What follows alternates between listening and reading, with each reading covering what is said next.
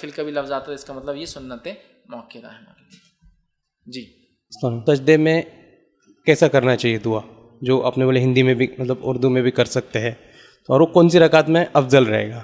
بھائی کا سوال یہ کہ نماز کے کس رکعت کے سجدے میں کریں، تو میں عموماً یہ کہتا ہوں افضل مفضول کا اس میں ہے ہی نہیں، کہ تو حدیث میں الفاظ ہیں بندہ سب سے قریب سجدے کی حالت میں ہوتا لہٰذا اللہ سے مانگو، تو سمجھ لیجیے آپ نماز پڑھ رہے. تو میں یہ کہتا ہوں کہ آپ آخری رکعت کے آخری سجدے میں کریں، اس کا فائدہ یہ ہوگا کہ آپ کو بعد میں یاد ہے کہ صرف قاعدہ کرنا ہے، ورنہ آپ نے دعا اتنی کی کہ آپ رکعتیں بھول گئے بعد میں، یا دعا کی پہلے سجدے میں تو آپ کو یاد نہیں، دوسرا سجدہ کرنا آپ قاعدے میں بیٹھ گئے. تو بیسٹ یہ ہے پریکٹس، بیسٹ پریکٹس بول رہا ہوں میں، یہ سننے سے ثابت نہیں لیکن کوئی بات، ٹھیک ہے نہ افضل مفضول ہے. بیسٹ یہ ہے کہ آپ 2 رکعت کے لیے کھڑے ہو، 2 رکعت پڑھ لے پوری، جس میں آپ نے جو قیام کر لیا، دوسری رکعت کا رکوع کر لیا، پہلا سجدہ بھی کر لیا، دوسرے سجدے میں کر لے، تو کہ آپ کو معلوم ہے اٹھ کے صرف کیا کرنا ہے، آپ کو قاعدے میں بیٹھنا اور سلام پھیر دینا ہے.